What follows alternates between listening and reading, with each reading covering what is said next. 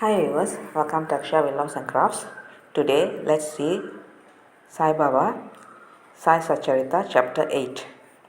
Importance of Human Birth, Sai Baba begging food, Bajabai's service, Sai Baba's dormitory, his affection for Kushal Chand. As hinted in the last chapter, Hema Pant now explains at length in his primary remark the importance of human birth and then proceeds to relate how Sai Baba begged his food, how Baijabai served him, how he slept in the masjid with Tatya, Kote Patil and Mahalsapati, and how he loved Kushal Chand of Rahata. Importance of human birth. In this wonderful universe, God has created 84 lakhs according to Hindu Shastra calculation of creatures, including gods, demigods, insects, beasts, and men, inhabiting heaven, hell, earth, ocean, sky, and other intermediate regions.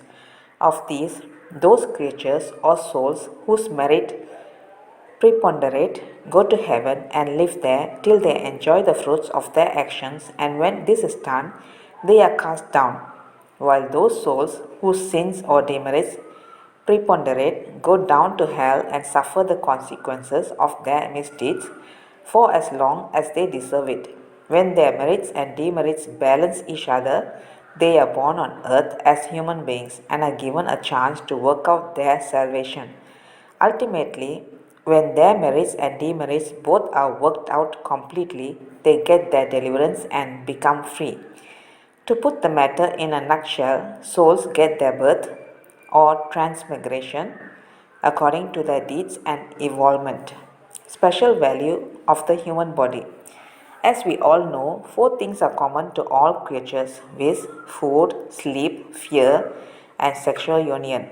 In the case of man, he is endowed with a specialty faculty, viz. Knowledge, with the help of which he can attain God vision, which is impossible in any other species. It is for this reason that gods envy the human species and aspire to be born as men on earth, so as to get their final deliverance. Some say that there is nothing worse than human body, which is full of filth, mucus, pelgum, and dirt, and which is subject to decay, disease, and death. This is true to a certain extent, but in spite of these drawbacks and defects, the special value of the human body is that man has got the capacity to acquire knowledge. It is only due to the human body or on account of it that one can think of the perishable and transitory nature of the body itself and of the world, and have aversion for sense enjoyments, and can discriminate between the unreal and the real, and thus attain God vision. So, if we reject or neglect the body because it is filthy, we lose the chance of God vision. And if we indulge it and run after sense enjoyments because it is precious, we go to hell. The proper course, therefore, for us to pursue is the following: that the body should neither be neglected nor fondled, but should be properly cared for, just as a traveler on a horseback takes care of his horse on the way till he reaches his destination and returns home. Thus, the body should ever be used or engaged to attain God vision or self-realization, which is the supreme end of life. It is said that though God created various kinds of creatures, he was not satisfied, for none of them was able to know and appreciate his work. So he had to create a special being, man, and endow him with a special faculty, with knowledge. And when he saw that man was able to appreciate his Leela, marvelous work and intelligence, he was highly pleased and satisfied. Wide Bhagavat 11:9-28. So really it is fortunate to get a human body, better still to be born in a Brahmin family, and best to get an opportunity of being close to Sai Baba's feet and surrendering to him. Man's endeavor. Realizing how precious human life is and knowing that death is certain and may snatch us at any time, we should be ever alert to achieve the object of our lives. We should not make the least delay, but make every possible haste to gain our object, just as the king leaves no stone unturned to seek his lost son. So, with all earnestness, we should strive to attain our end, i.e., self realization. Casting aside laziness, warding off drowsiness, we should day and night meditate on the self. If we fail to do this, we reduce ourselves to the level of beasts. How to proceed? The most effective and speedy way to gain our object to approach a worthy saint or sage, Sadguru, who has himself attained God vision, what cannot be achieved by hearing religious discourse and study of religious texts is easily obtained in the company of such worthy souls. Just as the sun only gives light, which all the stars put together cannot do, so the Sadguru alone imparts spiritual wisdom, which all the sacred books and sermons cannot do. His movements and simple talks give us silent advice, the virtues of forgiveness, calmness, disinterestedness, charity, benevolence, control of mind and body, egolessness, etc. are observed by the disciples as they are being practiced in such pure and holy company. This enlightens their minds and lifts them up spiritually. Sai Baba was such a sage or Sadguru.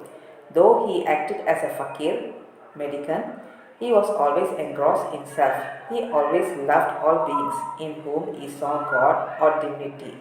By pleasures he was not elated, he was not depressed by misfortunes.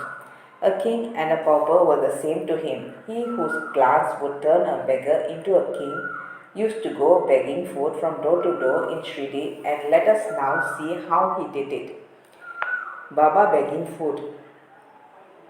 Blessed are the people of Sridi, in front of whose houses Baba stood as a beggar and called out, "Oh my, give me a piece of bread," and spread out his hand to receive the same. In one hand he carried a tamral, tin pot, and in the other a joli or chaupadari, i.e., a rectangular piece of cloth. He visited certain houses daily. Liquid or semi-liquid things such as soup, vegetables, milk or buttermilk were received in the tin pot, while cooked rice, bread and such solid things were taken in the zoli. Baba's tongue knew no taste, as he had acquired control over it, so how could he care for the taste of different things mixed up together? Whatever things he got in his zoli and in the teapot were mixed together and partaken by Baba to his heart's content. Whether particular things were very tasty or otherwise was never noticed by Baba, as his tongue was devoid of the sense of taste altogether. Baba begged till noon, but his begging was very irregular. Some days he went a few rounds, on the other days up to 12 noon. The food thus collected was kept in the kundi, i.e., earthen pot. Dogs, cats, and crows freely ate from it, and Baba never drove them away. The woman who swept the floor of the masjid took some 10 or 12 pieces of bread to her house, and nobody prevented her from doing so. How could he, who even in the dreams never warded off cats and dogs by harsh words and signs, refuse food to poor, helpless people? Blessed indeed is the life of such a noble person. People in Sridi took him in the beginning for a mad fakir. He was known in the village by this name. How could one who lived on alms by begging a few crumbs of bread be revered and worshipped? But this fakir was very liberal of heart, detached and charitable. Though he looked restless from outside, he was firm and steady inside.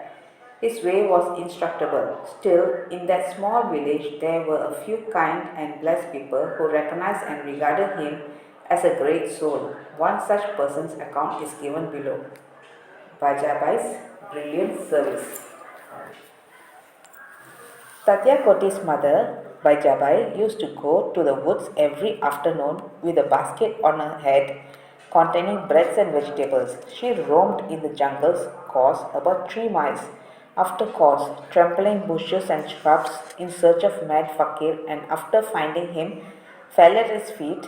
The fakir sat calm and motionless in meditation while she placed a leaf before him, spread her things, eatables, bread, vegetables, etc., thereon, and fed him. Wonderful was her faith and service. Every day she roamed at noon in the jungles and insisted upon Baba to partake of the lunch. Her service, upasana or penance, by whatever name we call it, was never forgotten by Baba till the end. Remembering full what services she rendered, Baba benefited her son significantly. Both the son and the mother had great faith in the fakir, who was their god. Baba often said to them that fakiri, medicacy, is real, lordship, riches, is transient. After some years, Baba stopped going into the woods and began to live in the village and take his food in the masjid. Thus, Bajabai's troubles of roaming in the jungles ended. Dormitory of Trio. Ever blessed are the saints in whose heart Lord Vasudeva dwells, and fortunate indeed are the devotees who get the benefit of the company of such saints. To such fortunate fellows, Tatya Kote Patil and Bhagat Magasapati equally share the company of Sai Baba. Baba also loved them both. These three people slept in the masjid with their heads towards the east and west and north, and with their feet touching one another's at the center. After spreading their beds, they lay on them, chit chatting and gossiping till late at night. If any one of them showed any signs of sleep, others would wake him up. For instance, if Tatya began to snore, Baba at once got up and shook him from side to side and pressed his head. If it was Mahasapati, he pulled him close, stroked his legs, and patted his back. In this way, for a period of 14 years, Tatya, leaving his parents at home, slept in the masjid on account of his deep love for Baba. How happy and never to be forgotten were those days. How to measure the love and how to value the grace of Baba. After the passing away of his father, Tatya took charge of household affairs and began to sleep at home. Kushal Khan of Rahata. Baba loved Ganpat Goti Patil of Shridi.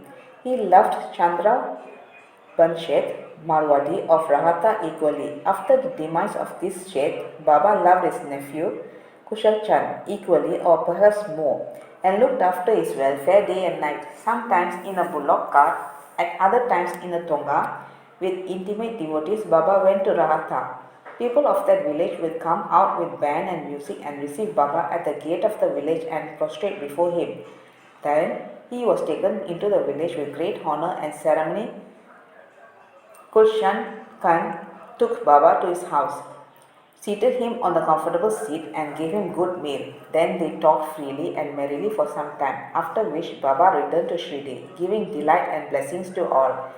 Shridi is midway and equidistant from Rahata on one side, south, and Nimagon on the other, north. Baba never went beyond these places during his lifetime. He never saw any train nor travelled by it. Still, he knew exactly the timings of arrivals and departures of all trains. Devotees who acted according to Baba's instruction given at the time of taking his leave fared well, while those who disregarded them suffered many a mishap and accident. More about this and other matters will be told in the next chapter. Bow to Sri Sai. Peace be to all.